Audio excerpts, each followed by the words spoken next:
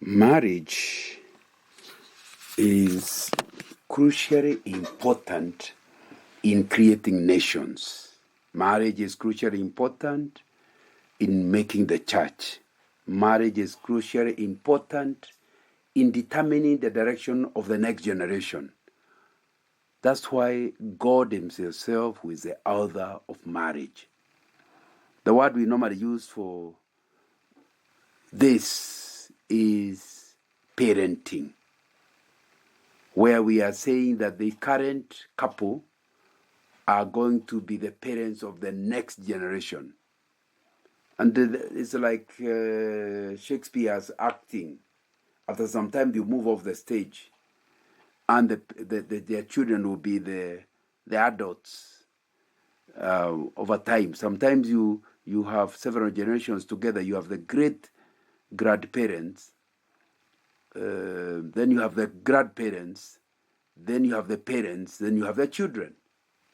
And something can go even 5 generations. But it needs to be understood that when you talk about parenting, it's the initial 20 years of preparing the person for adulthood. And but the truth is, your great grandfather has still things he says that give you direction in life.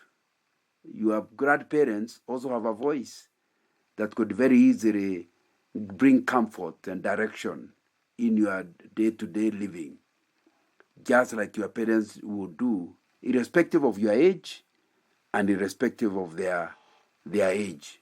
So when you talk about parenting, that's really what we are talking about. The whole development process. I call homes human development centers. And the whole development process of developing people into adulthood is called parenting. So we need to think clearly, how do we do it? And we especially want to find out, what does the Bible say about parenting? I think the first thing is what I see in the book of Ephesians chapter 6, verse 1 to 4. It says, "Children, obey your parents in the Lord, for this is right. Honor your father and mother, which is the first commandment with a promise, that it may go well with you, and that you may enjoy long life on the earth. Fathers, do not exasperate your children. Instead, bring them up in the fear and training and instruction in the Lord." And the same message is also in Ephesians chapter 3, verse 14 and 15. "For this reason, I kneel before the Father, from whom his whole family in heaven and on earth derives its name." So parenting is not from Adam. It's not drawn from Adam. Because here, Paul is telling us that the first parent is God. In fact, he is saying all other families draw parenting from God Himself. Let me repeat. "For this reason, I kneel before the Father." Why? It's from Him, His whole family in heaven and earth derive its name. So that we need to understand parenting is a Bible thing. Parenting draws itself from God. So when you actually parent, you should be parenting on God's behalf. Because the real ultimate parent for all of us, helping us to grow into adulthood. And for Him, He never gives up on us. Even when we are great grandparents, He is still parenting us. That is God. And so we need to understand, when we are called parents, we have delegated authority, not absolute authority. The real parent of every child is God Himself. Every father on earth is only called a father as delegated fatherhood, because it derives its name, or we derive as fathers, we derive our names from God Himself. That means when your child calls you father, it's exactly saying you are the God on earth. You are the person who is representing God on earth.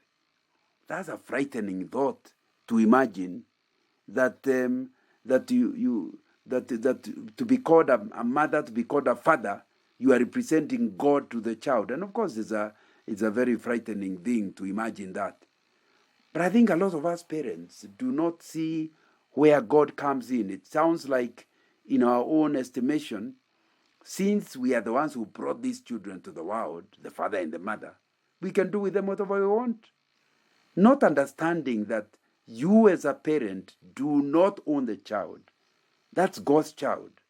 That's why some people are rich, wealthy, but they simply are unable to be parents, either because the father, the sperm count of the man cannot add up to what can impregnate his wife, or maybe the ovary of the wife is defective, and they have gone to all kinds of hospitals, to the very best gynecologists, and nothing has happened. Now they are old, rich, almost people wondering where their money will go to.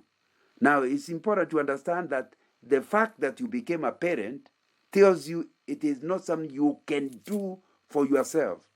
It is actually something God did for you. It's a privilege to be called a mother. It's a privilege to be called a biological father. It is a privilege, and it's God-given. So I think we want to emphasize the fact from this verse, Ephesians chapter 3, verse 14 to 15, we need to understand this message that every family or every parent derives his name from God. Every family on earth, every father derives his name from God. And it's my prayer that you are going to ask yourself, in my parenting style, do I do it on behalf of God? I keep making a joke saying the place where children are born is called a delivery room. I don't know who came up with the idea of calling it a delivery room, but it suggests that every mother must know she is not the source of the baby. The baby came from God, but God used her as a delivery system. That's why it's called a delivery room. The mother delivered the baby. The mother is not the source of the baby. She is only a delivery system. So that you need to understand that that child who you are holding and breastfeeding is not from you. It's actually planted into your womb by God. It's actually allowed to fertilize by God. It's God's child, only located to you for a number of years, so that you are a steward of God's property. The child is God's property. Your job is to parent on behalf of God. What that means, if you do a good job of parenting, don't look for commendation from your child. Even if your children never, in adulthood, they don't care for you, they have nothing to do with you, don't worry. You are not doing it for them. You are doing it for God, because the child belonged to God when they became adults. You finish your job, your initial job of parenting. They can thank you, not thank you. They can honor you, not honor you. That is something to do with God, not with you, because you are doing it on behalf of God. Sounds similar to this some innkeeper who was told to look after a stranger. If you know the story of the Good Samaritan, he's looked to a stranger who has been beaten up by robbers is brought to the inn and said, please look after him, but don't worry, keep an account of all the things that you are going to be it's going to be costing you. It's very important that you keep that record. On my trip back, I'm going to pay the bill. So everybody who saw the innkeeper must have been very impressed about this stranger he is hoping to look after. They may even have mistakenly thanked him for being such a good guy. He's looking after a stranger.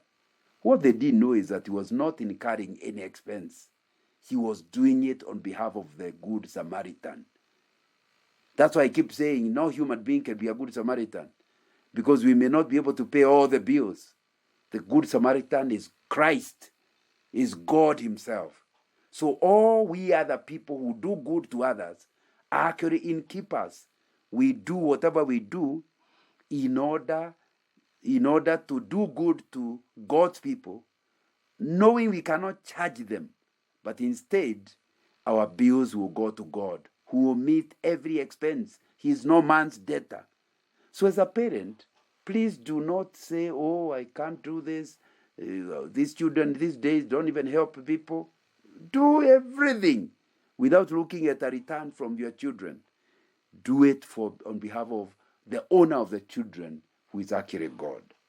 And I think that's very important. Still remember, my father died and my grandfather was still alive. And we were having challenges paying school fees. And my grandfather said, yeah, I can't help you with the school fees. By the time you finish school, I'll be dead. He was already in his 80s by that time. I said, yeah, I'll be dead. The guy didn't die, actually. He lived to be over 100. And so even by the time I had left university and I'm a married man, I used to go and give him gifts. But I didn't want to hurt him by reminding him, do you remember? You were saying I would never help you because you die early. You never died. Now, the important thing is to learn. You do not do things like you don't argue like my grandfather, that you help children so that they will help you. No, you help them as a stewardship responsibility from God, who is the Good Samaritan, has promised to pay for the bills that you are going to incur in helping his child.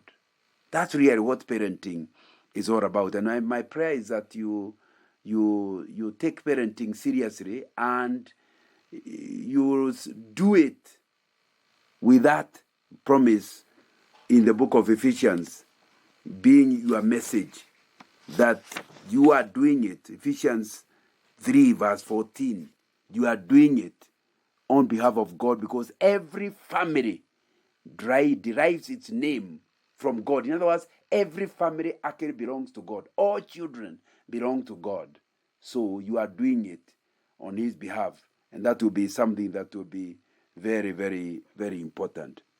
You know, this idea of seeing parents as doing things on behalf of God, maybe there is reason why in the Lord's Prayer it begins, Our Father who art in heaven, hallowed be your name. Why do you think that Jesus taught his disciples to pray like that? I think it was so that the disciples would remind themselves that the other parents are actually supposed to be an example to a baby of God. And you know, that's why I keep telling parents, especially fathers, that you can create a theological crisis in a small child when you become a wild father, doing wrong things, mean and violent. And then the child goes to Sunday school and is taught by the Sunday school teacher that if you want to pray well, say, Our Father who art in heaven. In other words, the Father I have at home is the example of the Father in heaven. That's what the Lord's Prayer is helping you to see. Now, if the other father is violent, what do you think the small Sunday school child is thinking? Even the heavenly one has to be violent, has to be mean. Isn't that sacrilegious? Isn't that blasphemy? All caused by you failing to understand that your parenting style is supposed to be derived from God, not from you. So you end up with a lot of theological problems that have to do with bad parenting. And it's important to understand and understand in parenting there is a role of the father, and it has a spiritual impact. But having said that, that's bad parenting. What about where fathers are absent? Sometimes mothers are absent. Let's start with fathers who are absent. There are many women who are using men like AI bulls, artificial insemination bulls. So they just want the semen. They do not want the man. And I know that there are people who actually have no intention. Some women want babies but don't want to be married. They want to parent without the father, not understanding that when you bring up your child without discussing the issue of fatherhood, a number of single ladies don't just have absent fathers for their children, they even talk negatively about men. They talk negatively about fathers. See, imagine, if you had a father, you're not having such a good time like now. You should be proud and they get to the level where children go to school and they ask the other child, do you have a father? Yes. Oh, sorry. What? The single mother has taught the child to imagine it's okay not to have a father. Not only okay, it's preferable not to have a father. But if parenting is parenting God's way, our Father in heaven is not called our mother in heaven. It's called our Father in heaven. And so if you bring up a child as a single lady without discussing the issue of fatherhood, you are creating a spiritual crisis in your child that is likely to end up creating trouble into his future. So I talk to every single mother. If you're a single mother because the father died, keep talking about him. Let the dead father be present in terms of who was he, why did you like him, why did you marry him. That child who grows with the father available in the discussions with the mother and the father being praised is even going to have a more positive attitude about fathers than even the one who has one present. Because the one present sometimes can see what the mother is saying about the goodness of the father is not quite correct. But this one relies on the mother talking positively about the dead father until that child will grow balanced, because he has a mother visible and has a father who is not visible but is being talked about. So when that child goes to Sunday school and he is taught the Lord's Prayer, our Father who art in heaven, he already in his mind has a father and very positive about him. So the fact that you are a widow and your husband has died and you are bringing up your children is not enough not to help your child to see that every family derives its name from God. All fathers derive their responsibility from God the Father. So therefore, when the child says, our Father who art in heaven, it's actually able to see clearly, I do have a father. It is not quite right not to allow the child to talk about the father. But that is now where the father has died. If the father is alive, I think it's a good idea to get the child to know something about the father. Even if you can't be together, you say, we disagreed with your father, but he is still your father. It needs to be understood. When the Bible says, honor your father and your mother, it's very clear that whether the father is absent or present, that child has to know the commandment, did not say, honor the fathers who are present. It's honor every father. So you need a positive look for that child, even if you and the father have disagreed. Please understand, you can get another husband, or you might. This child will never get another father. Any father that comes will be Baba Mukate, foster father. The real father is only one, and you know him. And of course, some people are doing a lot of struggles later in life to discover who their real biological father is. Don't let that be something that will bring psychological damage on your child. Be clear to your child as the child grows up that you have nothing to do with his father, but his father remains his father. Because that father who is absent is still a father. And so when he prays the Lord's Prayer, he will see it in the right context. What you must not do is to make the child think it's okay not to have a father. And not only not okay, is it preferable not to have a father. I think every single mother owes it to the child to get the child to appreciate. Now it's not possible. God will handle us and help us, but you actually do have a father. And I'm not suggesting that you show the father. The father may be having somebody who is wrong and will have negative impact on the baby.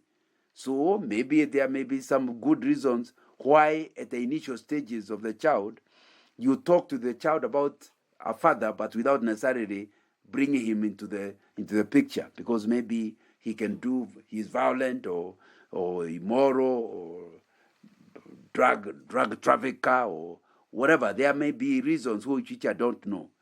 But at least do not talk negatively about the importance of father in the Lord. When the Bible is saying that we as families on earth are deriving our fatherhood from God, I think it will be very, very important that we talk about that. It's critical, especially when the child is young, to understand that there's a role of a father in every child, and it's an important role, even when the child is not, even when the father cannot be found by the child initially. I think that will be more. Once the child becomes an adult, it should be only fair that you openly tell the child who the father is, and it's now his choice whether to discover the father. One of the great computer gurus grew without knowing his father. Then, as a worldwide famous man, he decided to get interested in getting to know the father. I read that he actually looked for the father until he found him. Did not tell him who he was. And after he had discovered him and discovered he's a hopeless guy, he never told him, "I'm your son." So he now knew who the father is, but did not reveal himself to the man, to the ruffian. So it's important to remove that desire. If somebody is an adult, let them know. But they are adult enough to know that people disagree, and so if the mother and the father disagreed, that's not unheard of. But it will be important that the father is known in the thing, and especially as the child is growing up. I think that will be important. Are you aware that we are told by people who study that a child's worldview is actually totally made up by the age of 10? What's worldview?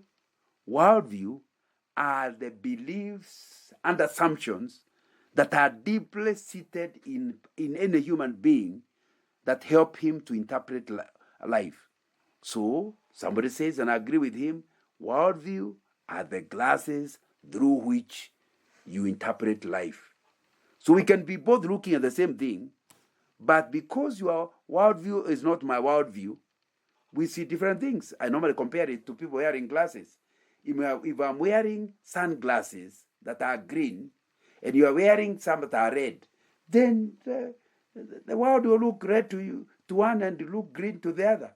But the reality is not different. It's only the glasses through which we are interpreting in life. If, for example, you are brought up to imagine men are cruel, men are not needed, you will be very suspicious of men. And some of the girls brought up by single mothers being talked to like that have real difficulty getting stable in their marriage, because they look at a man and their worldview about men help them. Anything the man does is interpreted negatively, because you cannot. The trouble with the worldview is that it's not something you are even thinking about. It's inside you. If, for example, you know it's wrong to eat a dog meat, if somebody tells you, "Oh, this is a beautiful meal," on the plate it's just meat. But the moment you are told it's dog meat, even what you had eaten, you will vomit.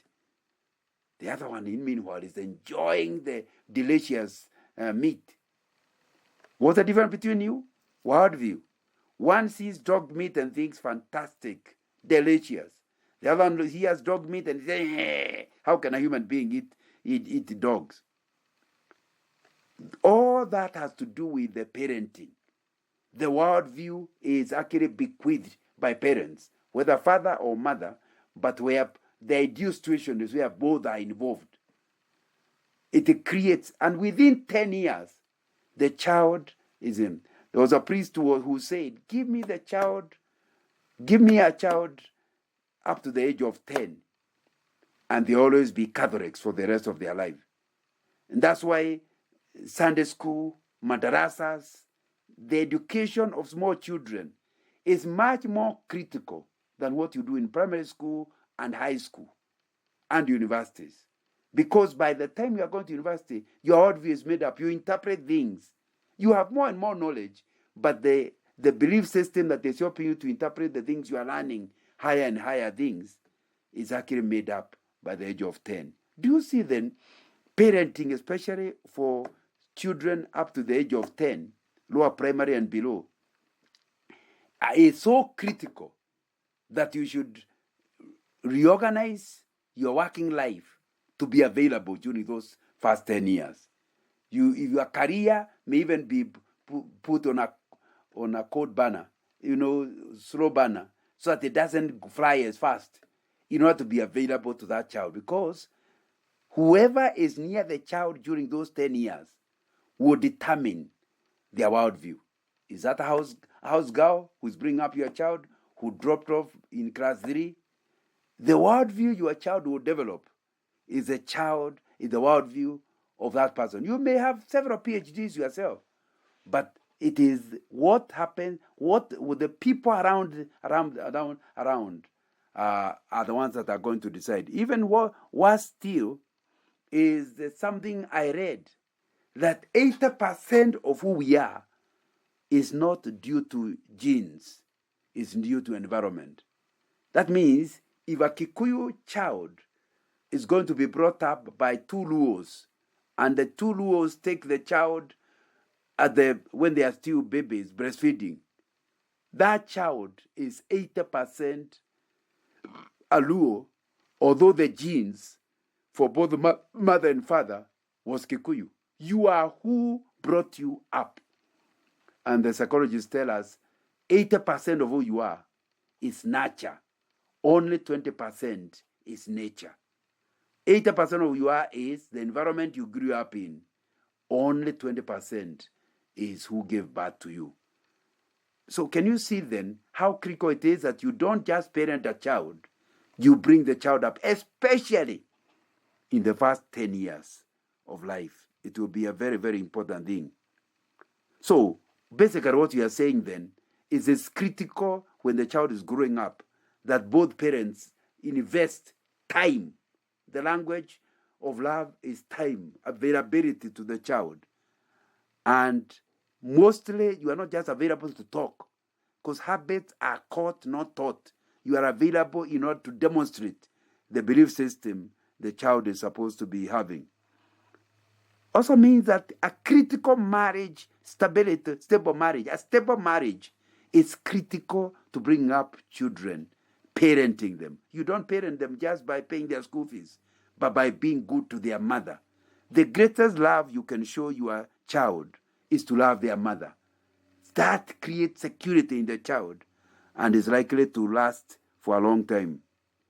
So, as we finish this, care more what you leave in your child than what you leave for your child. A lot of us are interested in giving inheritance to our children. The most important thing is not the inheritance in money. It is values. So, what do you leave in your child? Well, that's more important than what you leave here.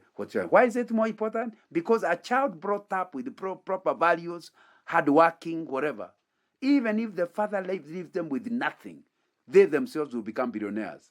They have the kind of tools to actually be able to produce. So that's why it's more important to spend your time asking yourself, what am I going to leave in my child? Not what am I going to leave for your child. So you must have very good relationship between parents and children so that you can leave something that will help them to be successful in life. That's what parenting is all about.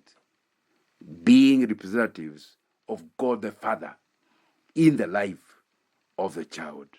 And because of being that representative, they're helping him to get good social skills, good spiritual skills, and good financial skills, and good other skills so that they will become successful in life.